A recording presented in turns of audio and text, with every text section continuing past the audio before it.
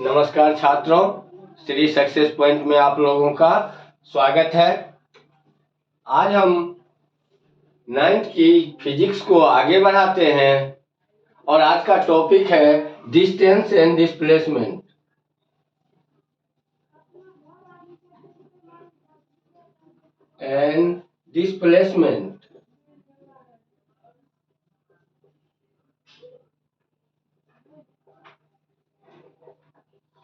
दूरी और विस्थापन।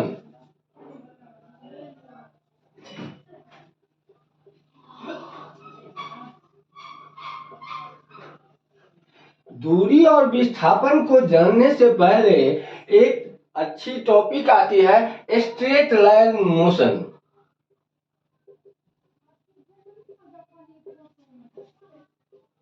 सरल रेखीय गति, इसको हिंदी में क्या कहते हैं? सरल रेखीय गति। यदि कोई कण समय के साथ साथ अपनी स्थान परिवर्तन करता है और वो सीधी सरल रेखा में होती है या एक रेखीय गति होती है, सीधी होती है, सीधी दिशा में होती है, तो ऐसे गति को हम सरल रेखीय गति कहते हैं। ऐसी गति जब कोई कण समय के साथ साथ अपना स्थान परिवर्तन सीधी रेखा में या सरल रेखा में करता है तो ऐसे गति को सरल रेखीय गति कहते हैं। जैसे बंदूक से निकली हुई गोली सीधी रेखा में जाती है और अपने टारगेट का भेदन करती है। जब कोई कण समय के साथ साथ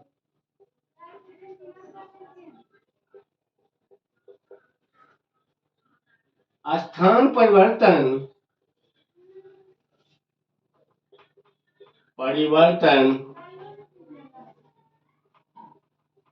सरल रेखीय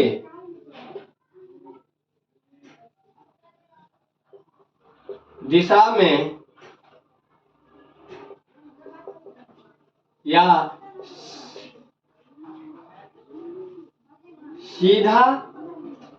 सीधी दिशा में करता है तो ऐसे गति को सरल रेखीय गति कहते हैं।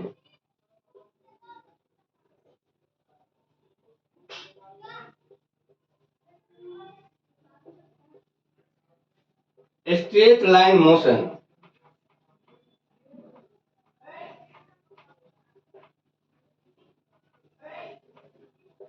जब कोई कण समय के साथ साथ अपनी स्थान परिवर्तन सरल रेखा में करता है तो ऐसे गति को सरल रेखीय गति कहते हैं। जैसे बंदूक से निकली गोली, पटरी पे दौड़ता ट्रेन, इन सब की गति सीधी होती है। अब हम देखते हैं दूरी।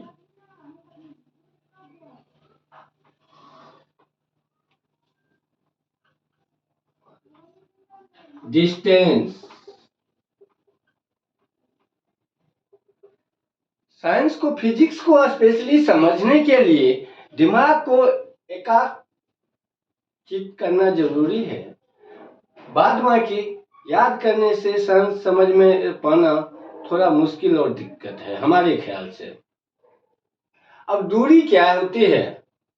कोई भी कण एक स्थान से दूसरे स्थान तक जाने के लिए जिस पथ को अख्तियार करती है, जिस रास्ते का इस्तेमाल करती है, उस रास्ते की वास्तविक दूरी को उस कण द्वारा तय की गई दूरी कहते हैं। कोई एक ए पॉइंट से बस कोई कण चलना शुरू किया है, ये बी होते हुए, सी होते हुए, डी होते हुए ये ई बिंदु पर पहुंच गया और फिर यहां से वापसी आकर ये सी पे आ जाता है। तो इस टाइम में इनके द्वारा तय की गई दूरी क्या होगी? यहाँ से चला है ए से बी तक की दूरी, बी से सी तक की दूरी, सी से डी की दूरी, डी से ई की दूरी, फिर ई से डी की दूरी और डी से सी डी की दूरी, सबको जोड़ देंगे, जितना निकलेगा इनके द्वारा तय की गई दूरी, उस कण के द्वारा तय की गई दूरी निकल जाती है। कोई कण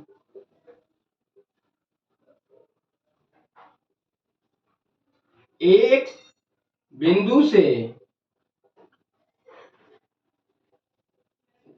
दूसरी बिंदु तक जाने के लिए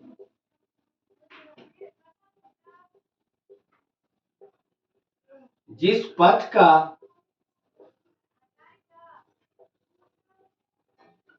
को अख्तियार करती है,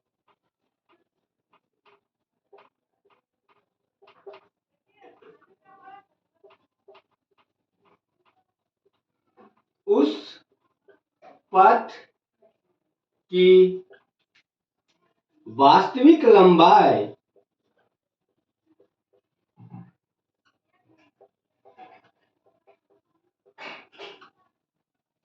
उस कण द्वारा तय की गई दूरी कहलाता है। कोई कण एक बिंदु से दूसरे बिंदु तक जाने के लिए जिस पथ को अख्तियार करती है, उस पथ की वास्तविक लंबाई को हम उस पिंड द्वारा तय की गई दूरी कहते हैं। अब हम देखते हैं डिस्प्लेसमेंट को, विस्थापन को।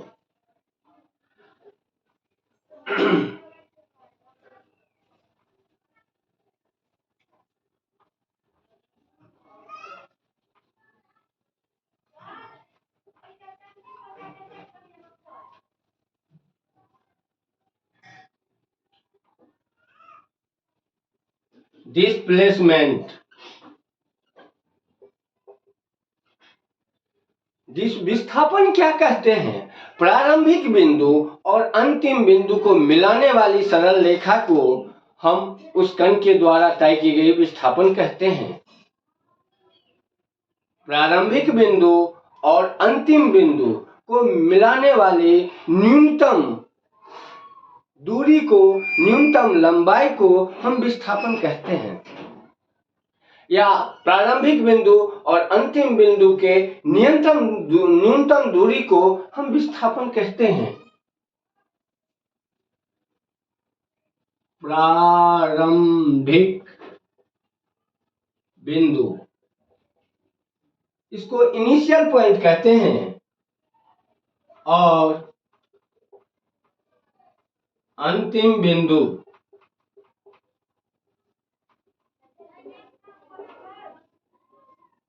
को मिलाने वाली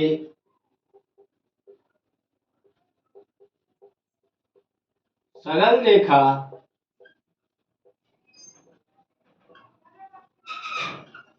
विस्थापन कहते हैं।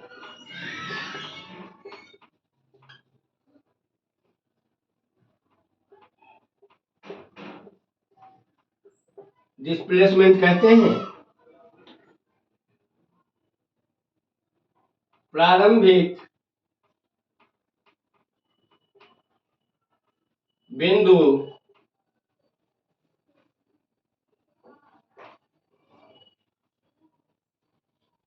और अंतिम बिंदु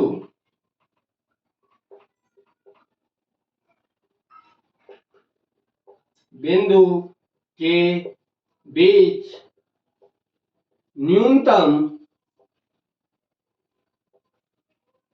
दूरी को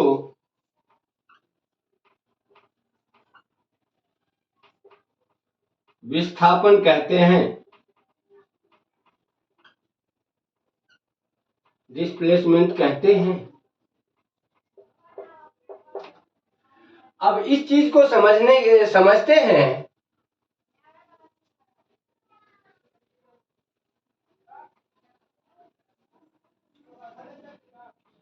ए यहाँ पे एक बिंदु है, बी यहाँ पे एक बिंदु है, इसको जाने का रास्ता ऐसे भी हो सकता है, इस रास्ते से। एक रास्ता ऐसे भी हो सकता है यहाँ पे पहुंचने के लिए, एक रास्ता ऐसे भी हो सकता है पहुंचने के लिए, एक रास्ता ऐसे भी हो सकता है पहुंचने के लिए। यानी एक से एक दो बिंदुओं के बीच में जाने के रास्ते अलग अलग हो सकते हैं। यानी कण के द्वारा तय की गई दूरी अलग अलग हो सकती है, मगर उन दोनों के बीच में जो विस्थापन होता है वो दोनों के बीच की न्यूनतम दूरी होती है। प्रारंभिक बिंदु और अंतिम बिंदु को मिलाने वाली सरल रेखा को हम विस्थापन कहते हैं। वो हमेशा कांस्टेंट होता है, नियत होती है। अब मान लो हम अपने घर से जा रहे हैं, अपने ऑफिस तक पहुंचा, ड्यूटी करके फिर ऑफिस से घर पहुंच गया। उस टाइम में यदि आप हमसे पूछेंगे तय की गई दूरी कितना हुआ, तो यहाँ से हमारे ऑफिस 20 किलोमीटर गया, 20 किलोमीटर चल के आया। हमारे द्वारा तय की गई दूरी कितना हुआ? 40 किलोमीटर। बट विस्थापन कितना हुआ? हम घर से गए थे फिर घर आ गए। यानी प्रारंभिक बिंदु और अंतिम बिंदु के बीच में दूरी 0 हो गई। जहां से चले थे वहीं से हम फिर वापस आ गए, यानी हमारा विस्थापन 0 है। लेकिन हमने दूरी 40 किलोमीटर तय किया है। ये चीज हमेशा ध्यान में रखने वाली बात है। जो प्रारंभिक बिंदु और अंतिम बिंदु को मिलाने वाली जो सरल रेखा होता है या न्यूनतम दूरी होती है वो विस्थापन होता है। विस्थापन शून्य भी हो सकता है, लेकिन तय की गई दूरी शून्य नहीं होगी यदि एक पॉइंट से दूसरे पॉइंट तक कोई गया है तो। अब इसी चीज को हम स्क्वायर और रेक्टेंगल पे देखने की कोशिश करते हैं। ये एक ABCD रेक्टेंगल है, BCD। कोई कण ये है 12 सेंटीमीटर, ये है 6 सेंटीमीटर। अब कोई कण A से लेके B होते हुए C होते हुए D पे पहुंच गया। इस कंडीशन में अब हमें कह रहा है जो इसके द्वारा तय की गई दूरी क्या होगी और विस्थापन क्या होगा। तो हम जानते हैं ये रेक्टेंगल है, ये है 12, तो ये भी कितना होगा? 12 सेंटीमीटर। और ये है 6 सेंटीमीटर, तो ये भी कितना होगा? 6 सेंटीमीटर। अब A से लेके बंदा कहाँ पहुंच गया है? D पे। तो हमें तय की गई दूरी यदि निकालेंगे तो ये होगा AB plus BC plus CD बराबर 12 प्लस 6 प्लस 12, यानी ये होगा 12 6 18 और 12 30 सेंटीमीटर। और इसकी डिस्प्लेसमेंट निकालेंगे तो A और B के बीच की अंतिम और फाइनल बीच की दूरी कितनी है? 6 सेंटीमीटर। तो विस्थापन इसका होगा 6 सेंटीमीटर। समझ गए? इसी तरह से हम और भी एग्जाम्पल देख सकते हैं। एक ये समकोण त्रिभुज है ABC। कोई कण ये है 3, ये है 4। अब कोई कण A से चल के B होते हुए C पे पहुंच गया है। इस कंडीशन में आपको दे देगा जो इसके बीच की दूरी निकालो और इनके बीच विस्थापन निकालो। तो दूरी यदि निकालेंगे A से C के बीच में तय की गई दूरी बराबर होगा AB प्लस BC। ये हो जाएगा 3 प्लस 4 बराबर 7 सेंटीमीटर। और यदि इन दोनों के बीच की दूरी विस्थापन निकालना होगा तो AC विस्थापन बराबर क्या होगा, AC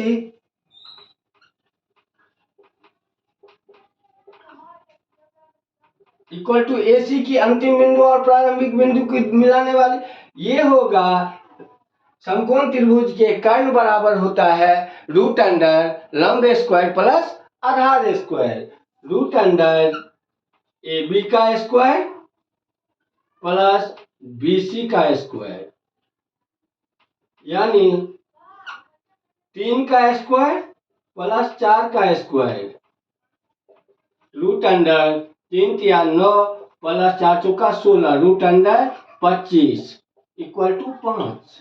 ये आ गया 5, विस्थापन बराबर हो गया 5। धन्यवाद। नमस्कार। श्री सक्सेस पॉइंट के दर्शकों का हार्दिक धन्यवाद। यदि हमारी वीडियो अच्छी लगे तो हमारे चैनल को लाइक कीजिए, सब्सक्राइब कीजिए और छात्रों को शेयर कीजिए। धन्यवाद।